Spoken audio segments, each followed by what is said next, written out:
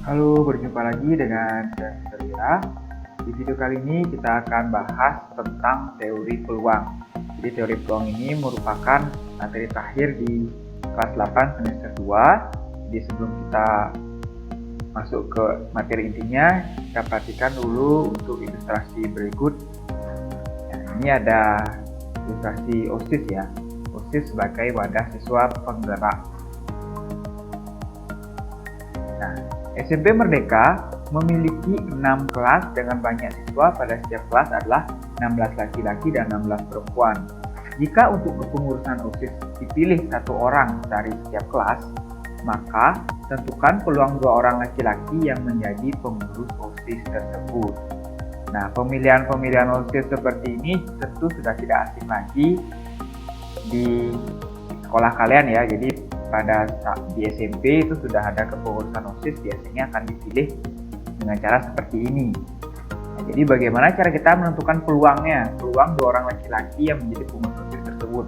Nah, setelah nanti kalian mempelajari teori peluang ini, akan diharapkan bisa menyelesaikan permasalahan seperti ini atau permasalahan-permasalahan lainnya yang berkaitan dengan peluang. Nah, jadi teori peluang tersebut sebenarnya banyak digunakan di mana? Awal teori peluang itu muncul di permainan judi sebenarnya. Di permainan judi itu awal teori peluang muncul. Namun semakin berkembangnya zaman, teori peluang banyak digunakan di berbagai bidang untuk membantu masyarakat atau keseharian orang-orang seperti itu. Nah, pertama, sebuah asuransi jiwa atau di perusahaan asuransi itu menggunakan teori peluang juga untuk menaksir berapa lama seseorang mungkin akan hidup. Atau dokter, nah dokter juga memprediksi besar kecilnya kesuksesan suatu metode pengobatan saat menangani pasien atau pasien yang sedang sakit. Jadi dokter juga memprediksi bagaimana metode pengobatan yang diberikan, apakah peluang sembuhnya besar atau kecil. Nah, atau memprediksi suatu kondisi cuaca oleh ahli meteorologi. Jadi cuaca besok cerah atau hujan atau bagaimana, nah itu digunakan teori peluang juga untuk memprediksinya. Dan juga di dunia politik juga menggunakan teori peluang untuk memprediksi hasil-hasil sebelum pemilihan umum. Nah, ini baru segelintir contoh teori peluang yang digunakan di kehidupan sehari-hari. Masih banyak lagi teori peluang yang digunakan di kehidupan sehari-hari untuk membantu keseharian. Jadi itu bisa kalian cari-cari lagi di sumber-sumber lainnya. Di video kali ini kita fokus dulu untuk membahas mengenai menentukan kejadian. Jadi kita pelajari apa itu ruang sampel, titik sampel, kejadian acak, dan kejadian tidak acak. Oke, kita langsung saja. Pertama mengenai ruang sampel, titik sampel, dan kejadian. Oke, sebelum ini kita perhatikan. Nah, maka kalian melakukan kegiatan-kegiatan ini. Pertama, melempar dadu. Nah, tentu hampir semua orang ya pernah melakukan kegiatan ini, melempar dadu saat bermain permainan papan seperti itu. Biasanya menggunakan dadu dan kita melempar dadu. Atau melempar koin. Biasanya kalau melempar koin ini untuk menentukan undian ya, atau menentukan giliran seperti itu. Biasanya dipakai koin untuk menentukan siapa yang akan lebih dulu mendapatkan giliran atau jenisnya. Mengambil sebuah kartu, nah ini juga siapa sih yang tidak pernah bermain sebuah kartu ya, kartu apapun. Jadi mengambil sebuah kartu ini juga dialami oleh atau banyak orang telah melakukannya. Nah, kegiatan-kegiatan tadi itu sebenarnya sudah berhubungan dengan ruang sampel, titik sampel, dan kejadian, atau sudah berhubungan dengan teori peluang ini. Nah, jadi percobaan. Nah, kegiatan tersebut juga bisa dinamakan sebagai percobaan, yaitu kegiatan untuk memperoleh hasil tertentu. Nah, saat kalian menggelindingkan dadu, kalian ingin memperoleh hasil tertentu untuk melanjutkan permainan. Ya, itulah yang dinamakan percobaan. Nah, hasil yang mungkin terjadi dari suatu percobaan dikumpulkan dalam suatu himpunan. Nah, misalkan kalian melemparkan sebuah dadu, beberapa kali ya, yang kalian catat pelemparan pertama muncul mata radu berapa dan berikutnya itu dikumpulkan dan menjadikan satu himpunan.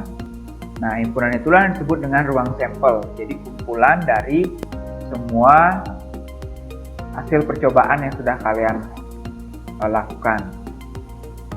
Nah, dilambangkan dengan S. Nah, ini mirip seperti di materi himpunan di kelas 7. Jadi ruang sampel itu sama saja seperti semesta. Oke, misalkan ketika kalian atau kita melempar sebuah dadu, nah hasil yang akan muncul kemungkinannya ada berapa sih?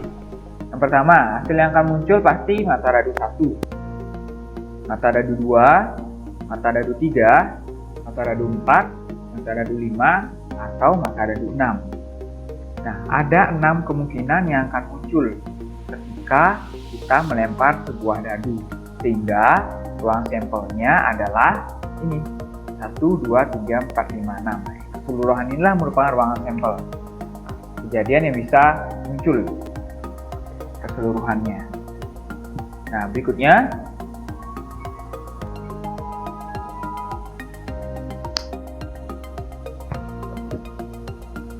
setiap anggota dari ruang sampel disebut dengan titik sampel. Jadi pada pelemparan dadu tadi, titik sampelnya itu adalah anggota-anggotanya ya, 1, 2, 3, 4, 5, 6. Nah, itu merupakan titik sampelnya, sedangkan keseluruhannya disebut dengan ruang sampelnya. Oke, banyak anggota dari ruang sampel kita lambangkan dengan NS, atau banyak anggota dari S. Oke, berikutnya mengenai kejadian. Jadi kejadian itu adalah merupakan bagian dari ruang sampel. Nah, misalkan kita ingin melempar sebuah dadu dan ingin mata dadu yang muncul tersebut mata dadu genap. Nah, kemungkinan yang muncul yaitu mata dadu 2, mata dadu 4, dan atau mata dadu 6. Sehingga kejadian yang mungkin dari hal tersebut yaitu mata radu 2, 4, atau 6. Jadi ada 3 kejadian yang mungkin jika kita ingin mata radu yang muncul adalah mata radu genap. Oke, itu mengenai pengertian ya, pengertian dari ruangan sampel, titik sampel, dan kejadian. Kita akan perjelas dengan contoh yang pertama. Misalkan ada 2 keping koin dilempar ke atas 1 kali, tentukan ruang sampel dan banyaknya anggota ruang sampel. Dan jika X menyatakan kejadian munculnya sisi angka dan sisi gambar, maka tentukan X dan banyaknya anggota X. Oke, jika 2 keping koin dilempar ke atas, nah jadi kemungkinan yang muncul atau ruang sampelnya kita bisa gunakan tabel agar lebih mudah ya. Kita ketahui bahwa koin memiliki 2 sisi, satu sisi angka, satu sisi gambar. Nah, kita bisa buat tabelnya seperti ini. Kita misalkan sisi angka adalah A dan sisi gambar adalah Q. Nah, ketika dilemparkan ada 4 kemungkinan yang akan muncul, yaitu kemungkinan angka dan angka, angka dan gambar, gambar dan angka, gambar dan gambar pada koin tersebut. Nah, sehingga ruang sampelnya yaitu ini, S-nya AA, angka-angka, angka gambar, gambar angka, atau gambar-gambar. Sedangkan banyak anggota ruang sampelnya, NS-nya yaitu sebanyak 4. Nah, sekarang jika X menyatakan kejadian munculnya sisi angka dan sisi gambar, maka tentukan X dan banyaknya X. Oke, kita ingin menentukan kejadian yang munculnya sisi angka dan sisi gambar. Jadi kita pilih yang ini jadinya, AG dan GA ya. Jadi X-nya itu anggotanya AG dan GA, sehingga banyak anggota X sebanyak 2. Selanjutnya, kejadian acak. Nah, ketika kita melempar misalkan melempar uang logam ya, atau melempar sebuah koin, melempar dadu, dan mengambil kartu bridge, atau sering kita ketahui kartu remi ya, merupakan kegiatan yang akan menghasilkan kejadian acak. Nah, ketika kita melemparkan sebuah koin, kita tidak bisa menentukan kejadian yang muncul pasti angka, karena koin tersebut memiliki 2 sisi. Mungkin saja yang muncul juga gambar. Jadi kita tidak bisa menentukan secara pasti muncul hasilnya itu adalah pasti angka. Nah, karena ada 2 sisi ya pada koin, sisi angka dan sisi gambar. Nah, sehingga kita bisa simpulkan kejadian acak adalah kejadian yang tidak bisa ditentukan munculnya hasil bisa tertentu karena ada kemungkinan munculnya kejadian yang lainnya. Kita perjelas dengan contoh. Misalkan Andri melakukan percobaan melempar sebuah koin dan sebuah dadu bersama-sama sebanyak 1 kali. Tentukan kejadian munculnya sisi gambar pada koin dan mata dadu ganjil. Nah, contoh kedua ini caranya sama seperti contoh pertama. Kita buatkan tabel terlebih dahulu. Oke, untuk sisi koin ada sisi angka dan gambar atau AG, dan pada dadu ada 6 sisi ya, 6 mata dadu, 1, 2, 3, 4, 5, 6. Nah, masing-masing kita pasangkan. Oke, keseluruhan ruang sampelnya tersebut ada 12. Ada 12 ruang sampel. NS-nya sebanyak 12.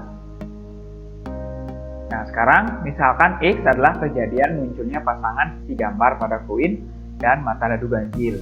Oke, kita pilih ya, gambar dan mata dadu ganjil. Berarti kita pilih yang bagian baris terakhir ini. Jadi kita pilih untuk banyak anggota X-nya. Ini saja, anggota X-nya G1, sisi gambar dan mata dadu 1, sisi gambar mata dadu 3, dan sisi gambar mata dadu 5. Jadi ada sebanyak 3 anggota. Jadi kejadian munculnya sisi gambar pada koin dan mata dadu ganjil banyaknya ada 3 kejadian. Oke, berikutnya kejadian tidak acak.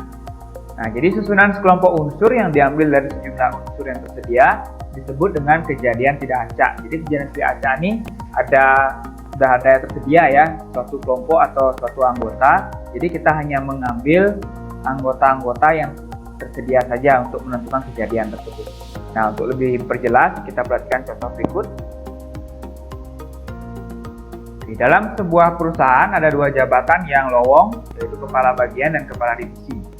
Jika yang memenuhi syarat untuk mengisi lowongan adalah 2 pria, kita misalkan P1 dan P2, dan ada 2 wanita, dan kita misalkan W1 dan W2, tentukan ruang sampelnya. Kejadian A yang menyatakan kepala bagian diisi oleh pria, dan kejadian B yang menyatakan hanya tepat 1 jabatan yang diisi oleh pria. Oke, kuncinya di sini untuk yang contoh ketiga, kita bisa menentukan ruang sampelnya. Jika kita sudah bisa menentukan ruang sampelnya, untuk soal yang B dan C akan mudah untuk dikerjakan. Oke, untuk menentukan ruang sampelnya kita bisa gunakan metode seperti ini. Oke, diketahui 2 posisi diisi oleh 2 pria dan atau 2 wanita ya.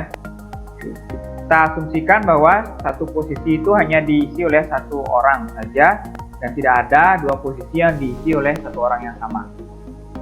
Oke, sehingga kita bisa jabarkan seperti ini. Misalkan posisi pertama atau kepala bagian P1 ya, kepala bagiannya P1, sehingga untuk kepala divisinya kemungkinan ada P2 atau W1 atau W2. Sehingga kemungkinan susunannya seperti ini, ada 3 kemungkinan untuk kejadian. Begitu pula jika kepala bagiannya P2, kepala divisinya kemungkinan P1 atau W1 atau W2. Jadi ini juga ada 3 kemungkinan. Nah, lanjut sama juga, misalnya kepala bagiannya W1. Ini untuk kepala divisinya kemungkinannya ada 3 juga. Nah, ini untuk pasangannya. Ini juga sama. Nah, kita gunakan metode pohon seperti ini ya, sehingga kita akan mudah menentukan ruang sampelnya. Nah, semua inilah ruang sampelnya untuk pasangan-pasangannya ya. Jadi ada sebanyak 12 anggota ruang sampelnya untuk kejadian yang tadi. Kemungkinannya maksimal ada 12 kemungkinan. Oke, yang nomor B. Nah, ini ya. Ini maksudnya. Jadi belum nomor B.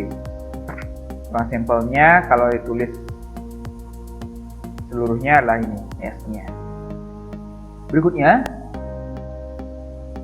Nah, untuk menentukan yang B, yaitu kepala bagian harus diisi oleh pria. Sehingga kita hanya perlu mencari yang bagian sebelah kirinya, yaitu P ya, P1 atau P2-nya. Sehingga ini dia. Nah, inilah jawaban nomor B ya. Ada 6. Ada 6 kemungkinan yang terjadi. Oke, sehingga untuk kejadian yang A adalah ini ya. Kepala bagian harus pria. Oke, untuk nomor C, untuk kejadian B, nah, harus diisi tepat 1 pria untuk posisi yang tadi. Jadi harus ada 1 pria ya. Jadi setiap posisinya harus ada satu pria. Jadi kita pilih yang pasangan yang hanya ada satu pria. Ya, itu ini saja. Pasangan-pasangannya yang hanya ada satu pria. Nah, untuk P1, P2 tidak dipilih ya, karena ada dua pria di sana. Pada soal hanya diminta satu pria saja. Sehingga ini ada sebanyak 8 kemungkinan. Jadi kejadian B-nya kita tuliskan seperti ini. Ada sebanyak 8. Oke, untuk menguji pemahaman kalian bisa coba dua soal berikut. Nah, bisa dicocokkan juga dengan contoh soal yang tadi ya. Oke, sekian untuk video kali ini. Semoga kalian paham. Jika ada yang belum paham, bisa kalian tanyakan langsung. Sampai jumpa di video selanjutnya.